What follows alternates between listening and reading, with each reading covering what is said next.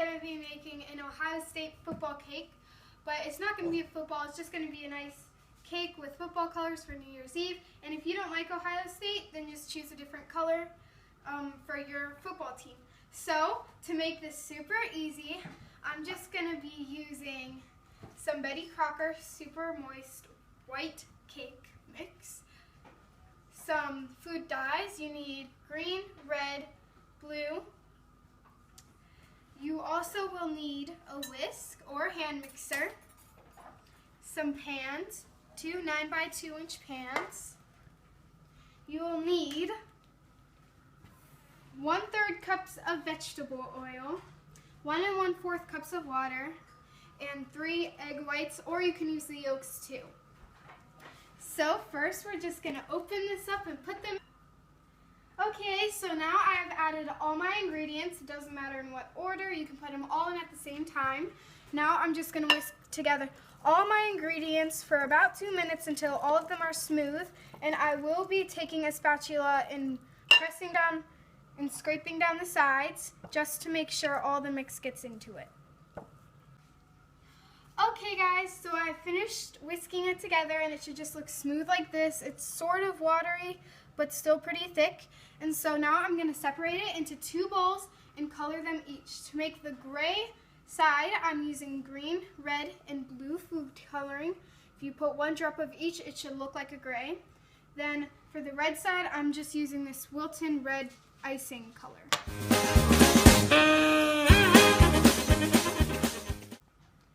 Okay, so I've separated it into 2 halves. Half of it in here, half of it in here. Now I'm going to make the gray.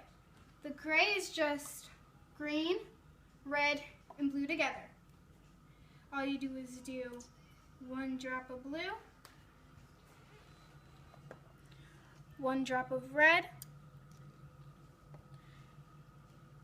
1 drop of green. And if it's not the color you want, just add a little bit of the color it looks like it's missing. So I'm just going to mix them all together and see how gray it is.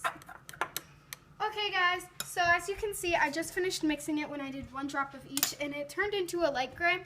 But I want to have a darker gray because Ohio State has a darker logo than that. So I'm just going to add a little bit more of each color.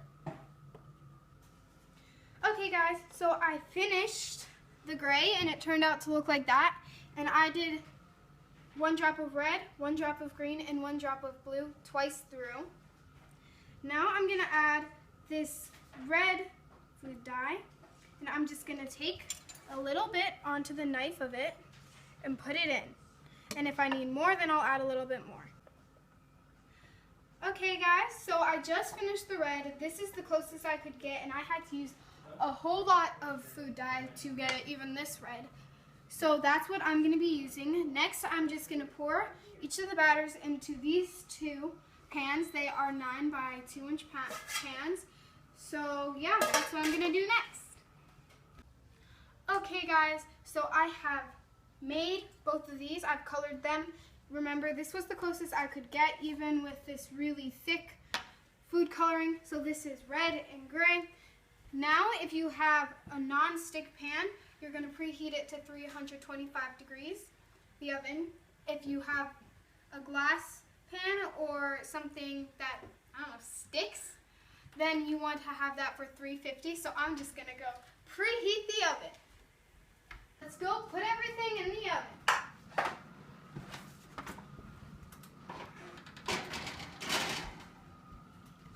These are small enough that I can fit them both on the same rack.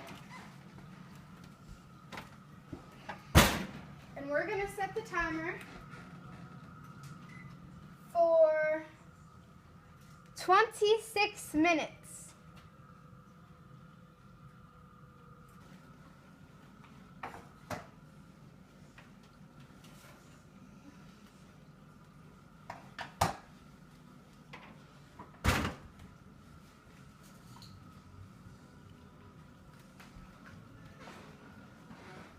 Perfect.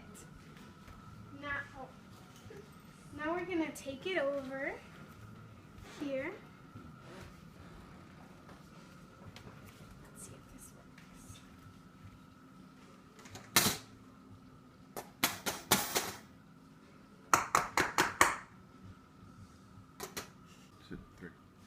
Okay guys, it should look like this except not all cracked. Mine must have been a non-stick pan. I mean a stick pan because my mom told me it wasn't, but I think it was. But we got it out eventually, and once this cools, we're just gonna cut off all of the butts of the cake. So the muffin top here, and if you flip it over, there'd be a muffin top on the other side too. So yeah. Okay guys, so we're gonna be making a cream cheese icing to go on top. So to make the icing, you're gonna need a 1/2 teaspoon of vanilla extract,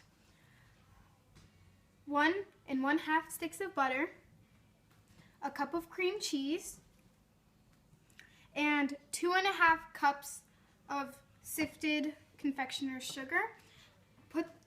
For each cup though, I put them in different bowls, and then for the 1/2 cup, I put it in a different bowl because we will add them at different times.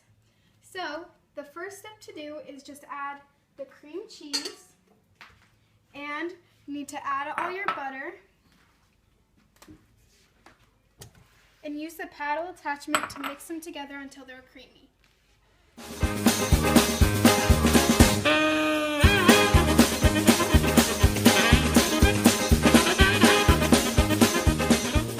Stop in between when you're mixing it and scrape down the sides, and also get everything off the mixer attachment because you want everything to be fully mixed. So just scrape it off every once in a while until it's creamy. While it's mixing, once you see that it's becoming light and fluffy and creamy, all you gotta do is pour in the vanilla extract and then let it mix a little bit more and scrape down the sides. So now that you have done that, we have sifted this sugar already. So what we're gonna do is pour it in 1 cup at a time, and then pour the 1/2 cup in last, and wait till this is fully mixed, and then pour in the next one till that's fully mixed, then pour in the next one. So we're just gonna take it, pour it in, and when you start mixing, make sure that it is on low because you don't want everything to puff up everywhere. Okay guys, so right now I'm frosting it, and so I just stacked them on top of each other, and I'm gonna frost the sides and the top, and I put a little bit of frosting on the inside just to make sure it stayed together.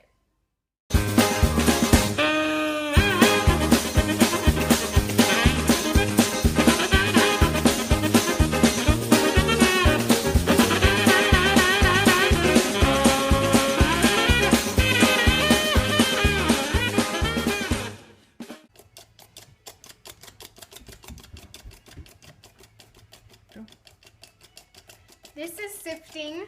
If you don't know what sifting is, all you do is you get a little machine like this, or you can get something else, and it has little holes, and it just makes the powdered sugar thinner.